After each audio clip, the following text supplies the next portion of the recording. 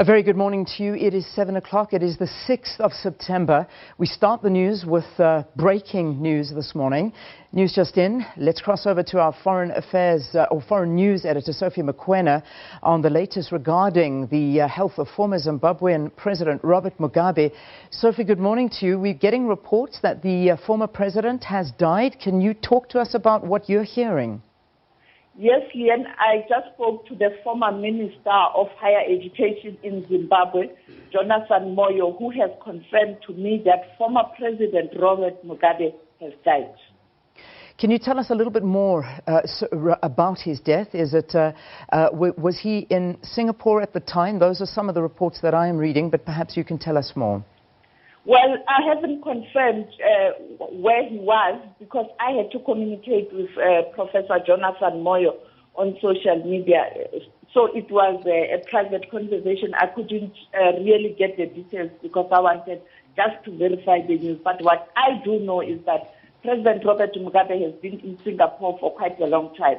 You'd recall that even President Mnangagwa issued a statement that he's receiving medical attention in Zimbabwe, and the last statement he sent gave an indication that not all is not well in connection with the health of former President Robert Mugabe. Yeah. And therefore, this morning when I got a message from our correspondent in Zimbabwe to say, I hear this news, but please confirm, I then called people who were very close to him, even towards his admission, towards him going to Singapore for medical checkup. And then I spoke to Professor Jonathan Moyo, who did confirm to me that President Robert Mugabe is no more. Remind us. I suspect he was in Singapore. Okay, so that could possibly be it. Remind us of what we can call the late president and former president of Robert Mugabe, Sophie. Remind us of his time as president, the years that he was in Zimbabwe, and of course, leaving, obviously, that position. And of course, since then, it's been a very difficult time for Zimbabwe as well.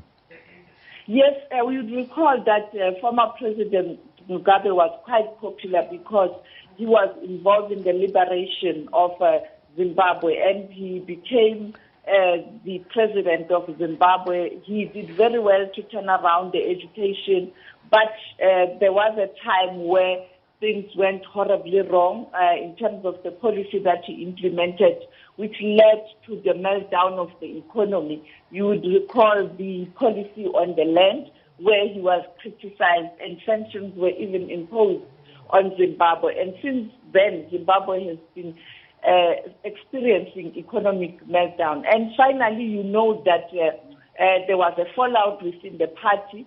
That fallout was caused by the fact that some senior party leaders thought that former First Lady Grace Mugabe was going to take the reins. And there was that fallout, and finally he fired his vice president, Emmerson Mnangagwa, who fled to South Africa. And there were protests in Zimbabwe, which led to former President Mugabe handing in his resignation and Mnangagwa going back to Zimbabwe and taking over from former President Robert Mugabe. For me, what I remember well, it's my exclusive interview I had with him with that picture on the background that you have, where he spoke about how he feels about Zimbabwe, lamenting the fact that he feels that the change of government was by military means and it was a coup, saying that he's disappointed that the people he trusted betrayed him, saying that he is aggrieved, and he was aggrieved that the then former President Jacob Zuma couldn't do anything, and then also the fact that South Africa couldn't do anything, neither could former current president Cyril Ramaphosa do anything. And then the other issue that he spoke about was that he is thinking whether he should vote for ZANU-PF. And later, just a day before the elections, I attended the press conference at the Blue Roof, his private residence in Harare. That's where he made those famous quotes or words or statements I will never vote for my tormentors. And indeed, he didn't vote for ZANU-PF. And there was a fallout, but later they were able to try and mend their relations after the passing on of Grace Mugabe's mother, where President Mnangagwa supported the family. And you'd recall that there was a clip also where Grace Mugabe said she was happy that the government did something. But lately there were rumors that he still agreed. And then in early this year he went to Singapore for treatment and he never came back. He was in hospital. So I don't know whether he died in Singapore or in Harare. I will look at that today with all my contacts in Zimbabwe. All right, thanks very much. There on the line is Sophie Mokoena talking to us about the former Zimbabwean President Robert Mugabe. Confirmation coming through from his family that he has passed away. I am reading also confirmation that it was in a hospital in Singapore, but we'll continue to... Robert Mugabe, the former president of Zimbabwe, has died at the age of 95. Mugabe was at the centre of his country's struggle for independence and became its first prime minister in 1980, before becoming president 7 years later. His reputation as a hero of the independence movement was overshadowed, though, by the corruption and human rights abuses which marred his time in power, and his policies caused the collapse of Zimbabwe's economy. He was forced from office by his own party in 2017. Shingai Nyoka looks back at his life. He was once Zimbabwe's liberator, leading a war against white minority rule. But by the end, the adulation President Robert Mugabe once enjoyed was gone. He cemented his power, winning overwhelmingly at elections in 1980. As leader of a new nation, he set about creating a better country than the one he inherited. And for a while, he succeeded. There can never be any return to the state of armed conflict which existed before our commitment to peace and the democratic process of election under the Lancaster House Agreement. Surely, this is now time to beat our swords into plowshares. But beneath the veneer lay a dark side. Mr. Mugabe deployed a crack military unit to southern Zimbabwe to deal with hundreds of insurgents. Between 1983 and 1987, thousands were murdered, and the world turned a blind eye. Mugabe was the great hope. But as the 1990s ended, the economy was bottoming out and a new political party was on the rise. Seemingly desperate to regain popularity, Mr. Mugabe played a political hand. Land seized by the colonial government was still in the hands of the white minority. Sensing the frustration, Mugabe encouraged blacks to take back their land, and they did, often violently. The Western world took note, breaking diplomatic ties and imposing economic sanctions. The opposition, its leaders, human rights workers bore the brunt of his anger. In 2008, in the midst of billion% inflation and widespread unemployment, Mr. Mugabe suffered his first electoral defeat. It only led to more violence in the second round of voting. Britain stripped him of his knighthood and former allies condemned him. Nearer to home, we had seen the outbreak of violence against fellow Africans in our own country, and the tragic failure of leadership in our neighboring Zimbabwe. But he remained a cult-like figure among many Africans for daring to challenge Western political dominance on the world's affairs. In retaliation for the measures we took to empower the black majority, the United Kingdom has mobilized her friends and allies in Europe, North America, Australia, and New Zealand to impose illegal economic sanctions against Zimbabwe. But within his own party, discontent was rising. Many believed he had overstayed and needed to hand over power. His second wife, Grace Mugabe, 40 years his junior, seemed to be gaining power, and she began accusing then Vice President Emmerson Mnangagwa of trying to oust them. Mr. Mugabe finally fired his longtime aide, accusing him of trying to topple him. Mr. Mnangagwa, with the help of the military, mounted a comeback, posting soldiers on the streets and placing Mr. Mugabe under house arrest. Tens of thousands of Zimbabweans marched, calling on him to step down. And after the threat of impeachment, he resigned. In his last years, Mr. Mugabe had retreated to the seclusion of his mansion. Many will remember him as a gifted orator and visionary who liberated Zimbabwe, but later returned her to the shackles of oppression.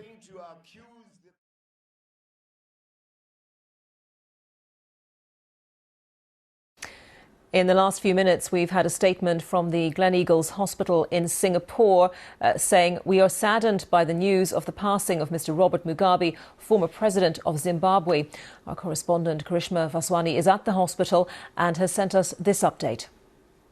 I'm standing in front of the prestigious and exclusive Gleneagles Hospital here in Singapore, which is where it's thought that Robert Mugabe spent a fair amount of time, in fact the last few months of his life. He was frequently spotted here receiving medical treatment for a condition that we don't know at this point, but he also had links to Singapore. One of his children, his daughter, graduated from a private university here, and he was spotted at that graduation photograph there. His wife, Grace Mugabe, often accompanied him on these trips, and she was also seen in some of Singapore's most expensive shopping districts carrying lots of shopping bags. Now, it's not clear what condition he died of, but the Singapore Health Science Authority has told the BBC that there was no coroner or police at his death, which appears to suggest that he may well have died of natural causes. At this point in time, the Singapore government is keeping rather tight-lipped about his death, but that's understandable given that he was such a high-profile figure in international politics. Karishma Vaswani in Singapore. Well, you saw Shingai Nyoka's report a moment ago. She's in Harare and has been gauging reaction there to the news of Robert Mugabe's death. Well, I'm in the central business district where all the commerce takes place, but you wouldn't think that such an important figure in Zimbabwe's history has died. Many people are going about their ordinary chores, their day-to-day chores, selling their wares on the streets and walking around. And I think it speaks to the fact that by the time that he had died, which is in the early hours of this morning, Robert Mugabe had already become a historic figure. He's been out of power for 2 years, but there has been some discussion about the kind of legacy that he leaves behind, and many people would agree that it's a checkered history. Some are conflicted. He was Zimbabwe's liberator. Emmerson Mnangagwa called him a founding father of Zimbabwe, but the repression is difficult to run away from, and the fact that he had to be ousted from office after taking Zimbabwe from a prosperous nation to one that was full of hunger with an unemployment rate of 80%. Well, let's cross now. Breaking news right now. Robert Mugabe, Zimbabwe's first post-independence leader, has died at the age of 95. We've understanding that Robert Mugabe was in Singapore receiving treatment for ill health. He was there for some time. We understand that the former Zimbabwean dictator has travelled to and from Zimbabwe and South Africa to Singapore for treatment over past years, and that he has died there in the last 24 hours. We know that he was there last week seeking treatment for ill health and old age. He ruled Zimbabwe for 38 years until he was forced to resign in 2017.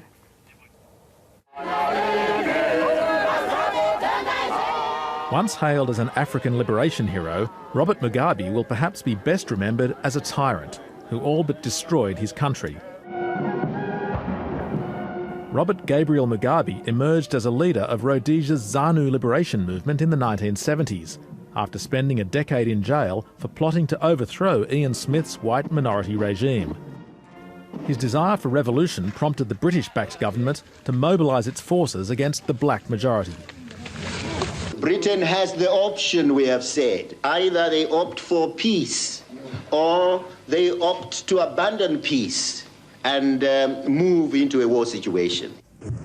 Robert Mugabe got his way. The Lancaster House Agreement paved the way for independence, ending British rule in Africa. I, Robert Gabriel Mugabe, do swear that I will well and truly serve Zimbabwe in the office of President, so help me God. The Zimbabwean leader quickly signed a pact with his bitter political rival Joshua Nkomo, effectively creating a one-party state. Over the next 3 decades, Robert Mugabe waged a brutal campaign to crush his opponents. He initially turned his anger on the white minority, which culminated in the violent eviction of white farmers. But he also turned on his own people. The current chaotic state of affairs in undesignated and crime-ridden areas could not be countenanced for much longer. President Mugabe ordered the demolition of entire townships, forcing hundreds of thousands of people from their homes. However, as his popularity continued to falter, he resorted to political intimidation. It just shows the extent to which this desperate regime is trying to protect its power. Those policies destroyed Zimbabwe's agricultural sector, prompting economic collapse and social decay. Revelations of widespread vote rigging in 2008 forced Robert Mugabe to give in to international pressure and form a unity government with Morgan Tsvangirai's Movement for Democratic Change.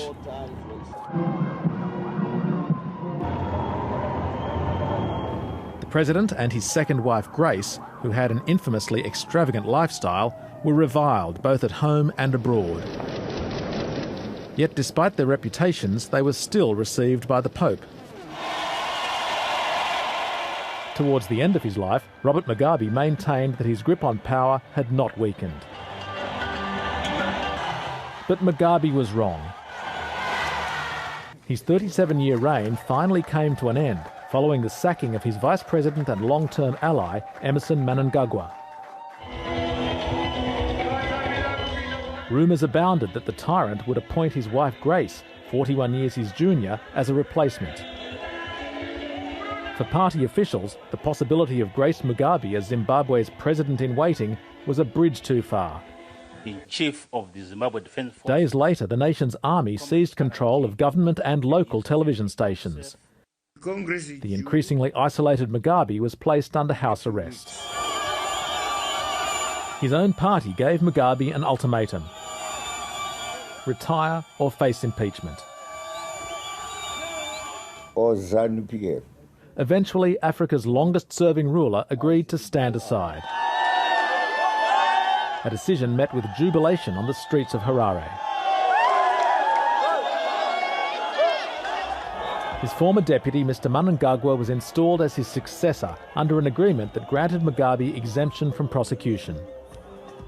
In his final days, Mugabe was rarely seen outside the gated walls of his lavish mansion. But beyond these opulent grounds, the scars of his authoritarian rule will remain visible across his impoverished nation for years to come. Our breaking news of the past few minutes that Zimbabwe's former leader Robert Mugabe has died. He was aged 95. Zimbabwe's President Emmerson Mnangagwa has tweeted confirming the death. He wrote, "It is with the utmost sadness that I announce the passing on of Zimbabwe's founding father and former President, Commander Robert Mugabe. He was an icon of liberation, a Pan-Africanist who dedicated his life to the emancipation and empowerment of his people. His contribution to the history of our nation and continent will never be forgotten. May his soul rest in eternal peace." There will be quite a bit of reaction to this story. Many of it won't agree with what the current president has just said about Robert Mugabe, and we will be seeking to bring it to you this afternoon.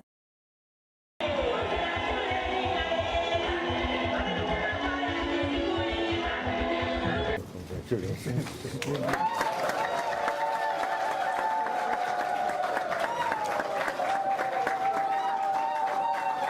I will never stop calling for their immediate and unconditional.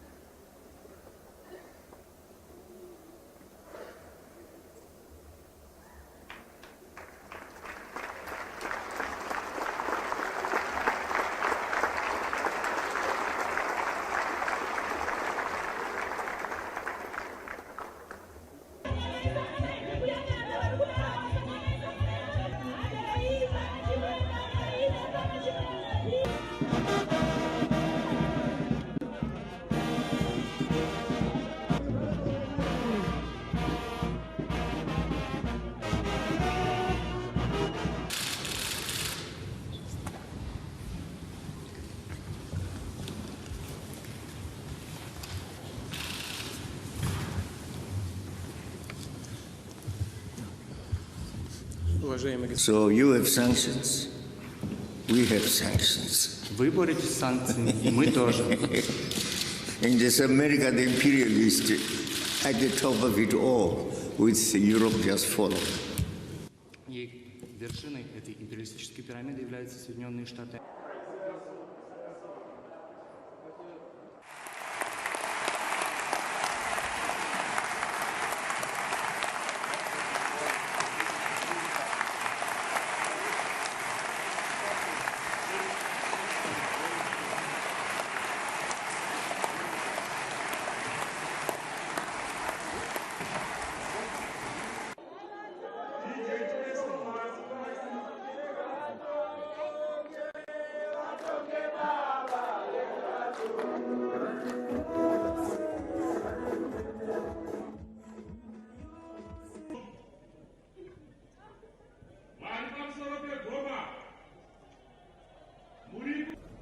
And when I look back, I say,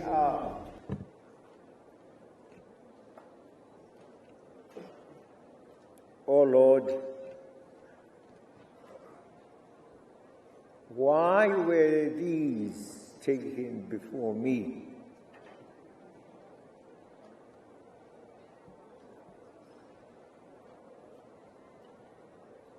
And why have I remained so long alone and alive?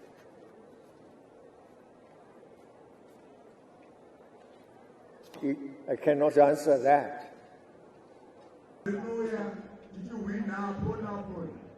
So, as news, I would have vote of thanks from Comrade Malinga. To render public infrastructure and utilities friendly and accessible to all users. Firstly, we wish to assure the nation that His Excellency the President of the Republic of Zimbabwe and Commander-in-Chief of the Zimbabwe Defense Forces, Comrade R.G. Mugabe, and his family are safe and sound, and their security is guaranteed.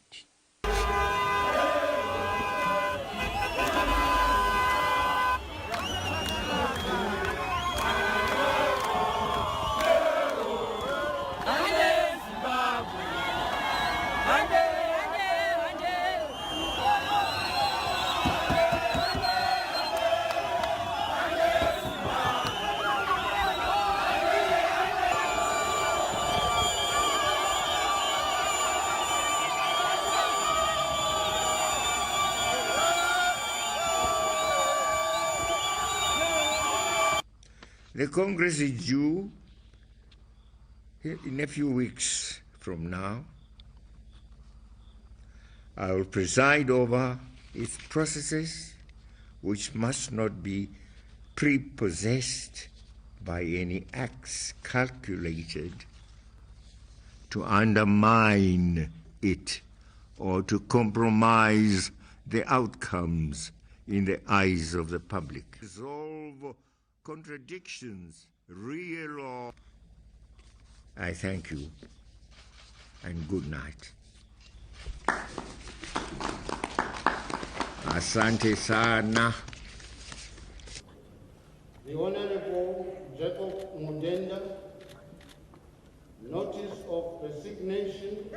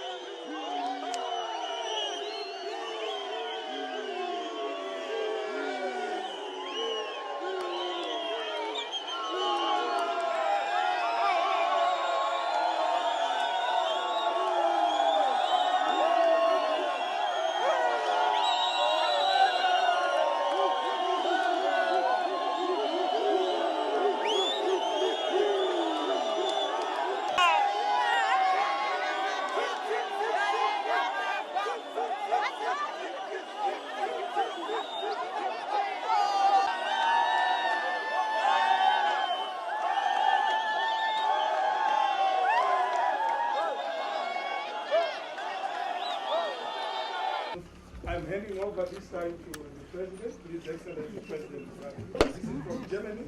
We have DWTV from Germany. Or ZANU-PF. Huh? I said ZANU-PF. I can't vote for ZANU-PF. They...